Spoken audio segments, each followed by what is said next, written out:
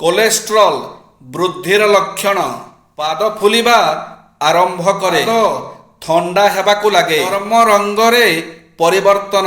ଅତ୍ୟଧିକ ଝାଳ ବୋହିବା। ଗୋଡ଼ର ତଳ ଭାଗରେ ଯନ୍ତ୍ରଣା। କୌଣସି କାମ କରିବା ପରେ ତୁରନ୍ତ ଥକିଯିବା। ହାତ ଏବଂ ପାଦର ଅସ୍ଥିରତା। ନିଶ୍ୱାସ ନେବାରେ ଅସୁବିଧା ହେବା। ହଠାତ୍ ବୃଦ୍ଧି ହୁଏ। ଧନୀ ଗରିବ, ଶିକ୍ଷିତ ଅଶିକ୍ଷିତ, ଉଚ୍ଚ ନୀଚ, ବଂଶ ନିର୍ବିଶେଷରେ ସନ୍ତାନଙ୍କୁ ଶିକ୍ଷା ଦେଇ ତାହାର ସ୍ୱଭାବ ଚରିତ୍ରକୁ ଉତ୍ତମ ରୂପେ ଗଠନ କରିବା ମନୋବୃତ୍ତି ମଧ୍ୟ ପିତା ମାତା ଓ ଅଭିଭାବକମାନଙ୍କର ଥିବା ଆବଶ୍ୟକ। କେବଳ ଘରେ ନୁହେଁ, ଘର ବାହାରେ ମଧ୍ୟ ସନ୍ତାନର ଗତିବିଧି ପ୍ରତି ଲକ୍ଷ୍ୟ ରଖିବା ପିତାଙ୍କର କର୍ତ୍ତବ୍ୟ। ଏହି ସମସ୍ତ ଦୃଷ୍ଟିରୁ ସଜାଗ ହୋଇ ସନ୍ତାନର ଚରିତ୍ର ଗଠନ କରିପାରିଲେ ସନ୍ତାନ ନିଜର ଉନ୍ନତି କରିବା ସହ ବଂଶର ମର୍ଯ୍ୟାଦା ବଢ଼ାନ୍ତି। ସନ୍ତାନଙ୍କୁ ଯଥା ଯୋଗ୍ୟ ଶିକ୍ଷା ଓ ଆଚରଣ ଶିଖାଇବା ପାଇଁ ପିତା ମାତାଙ୍କର ସମସ୍ତ ଆୟାସ ଧୂଳିସାତ୍ ହୋଇଯାଇପାରେ। ତେଣୁ ଯେଉଁ ସନ୍ତାନ ନିଜର ଉନ୍ନତି ପାଇଁ ଦୃଢ଼ ସଂକଳ୍ପ ହୋଇ ବାହାରର ପ୍ରଲୋଭନକୁ ଏଡ଼ାଇ ପାରନ୍ତି ଏବଂ ପିତାମାତା ଓ ଅଭିଭାବକଙ୍କର ଉପଦେଶ ମାନି କର୍ମ କରନ୍ତି, ସେମାନେ ଜୀବନରେ ଉନ୍ନତି କରନ୍ତି। ସ୍ତ୍ରୀ ପାଇଁ ପଦେ, ସ୍ୱାମୀଠୁ ନିଜର ଆଉ କେହି ନୁହେଁ। ଏମିତି ଏକ ସମୟ ଆସେ ଯେତେବେଳେ ଝିଅଟି ବାପା ମାଙ୍କ ଉପରେ ବୋଝ ହୋଇଯାଏ। ଗୋଟେ ସ୍ୱାମୀ ମରିବା ଯାଏ କଠିନ ପରିଶ୍ରମ କରି ତା ସ୍ତ୍ରୀକୁ ଖୁସିରେ ରଖିଥାଏ। କେବେ ବି କାହା ପଛରେ ବି ପାଗଳ ପରି ପଡ଼ନି ଯେ ଯେମିତିକି ତୁମେ ନିଜକୁ ଭୁଲିଯିବ କୋଉଠି ଅଛ ବୋଲି।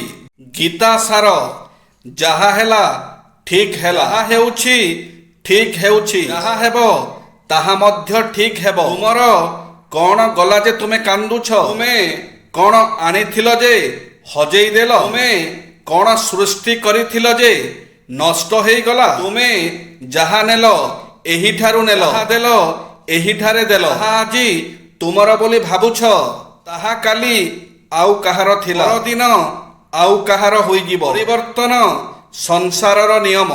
ଗୋଟେ ସ୍ତ୍ରୀ ଆଉ ପ୍ରେମିକା, ଏଇ ଦୁଇ ଜଣଙ୍କ ଭିତରେ ଫରକ କ'ଣ ଜାଣିଛନ୍ତି? ଜଣେ ସ୍ତ୍ରୀ ଧନ ସମ୍ପତ୍ତି, ଚାକିରି, ଜାତି ଅଜାତି, ଆଭିଜାତ୍ୟ, ସୁଖ ଏସବୁ ଦେଖିକି ଆସେ। ହେଲେ ପ୍ରେମିକା କିଛି ନ ଦେଖିକି ଆସେ, ବହୁତ କିଛି ଦେଇକି ଯା, ଆଉ କିଛି ହରେଇକି ବି ଯା। ଗୋଟେ ସ୍ତ୍ରୀ ସମୟ ପଡ଼ିଲେ କୁହେ ମୋ ଭାଗ୍ୟ ଖରାପ, ହେଲେ ଗୋଟେ ପ୍ରେମିକା କୁହେ ତୁମକୁ ଯିଏ ପାଇବ ସତରେ ସେ କେଡ଼େ ବଡ଼ ଭାଗ୍ୟବାନ ହେଇଥିବ। ସଂସାରରେ ବିବିଧ କର୍ମ ମଣିଷ ନିଜର ଗୁଣ ଅନୁସାରେ କରିଥାନ୍ତି। ବ୍ରାହ୍ମଣ, କ୍ଷତ୍ରିୟ, ବୈଶ୍ୟ ଓ ଶୂଦ୍ର ଚାରି ବର୍ଣ୍ଣ ସେମାନଙ୍କର ଜନ୍ମଗତ ନୁହେଁ। ଗୀତାରେ ଭଗବାନ କହିଛନ୍ତି ଚାତୁବର୍ଣ୍ଣ ମୟା ସୃଷ୍ଟ, ଚତୁର୍ବର୍ଣ୍ଣ୍ୟ ମୟା ସୃଷ୍ଟ, କର୍ମ ବିଭାଗଶ ସ୍ୟ କର୍ତ୍ତାରମପି ମା ବିନ୍ଧ୍ୟ କର୍ତ୍ତାରମବ୍ୟୟମ୍। ଗୁଣ ଓ କର୍ମର ପାର୍ଥକ୍ୟ ଅନୁସାରେ ବ୍ରାହ୍ମଣାଦି ଚତୁର୍ବର୍ଗ ମୁଁ ସୃଷ୍ଟି କରିଛି। ଏହି କର୍ମର କର୍ତ୍ତା ହେଲେ ମଧ୍ୟ ମୋତେ ଅକର୍ତ୍ତା ଓ ଅବିନାଶୀ ବୋଲି ଜାଣିବୁ। ଯେ ବ୍ରାହ୍ମଣଙ୍କ ଶକ୍ତି ବିଦ୍ୟା, ରାଜଶକ୍ତି ସୈନ୍ୟ, ଶୂଦ୍ରଙ୍କର ସେବା ଶକ୍ତି, ବୈଶ୍ୟଙ୍କର ଧନ। ଶାସ୍ତ୍ରର ଉପଯୋଗ କରାଯାଇଥିବା ଯଜ୍ଞ ବ୍ରାହ୍ମଣଙ୍କର ଶକ୍ତି। ଶାସ୍ତ୍ରର ଉପଯୋଗ କରାଇବା ବେଦଜ୍ଞ ବ୍ରାହ୍ମଣଙ୍କର ଶକ୍ତି। ରାଜାଙ୍କର ଶକ୍ତି ହେଉଛି ତାଙ୍କର ସେବା। ବୈଶ୍ୟଙ୍କର ଶକ୍ତି ଏବଂ ଅନ୍ୟର ସେବା କରିବା ଶୂଦ୍ରଙ୍କର ଶକ୍ତି। ଜୟ ଶ୍ରୀ ଜଗନ୍ନାଥ।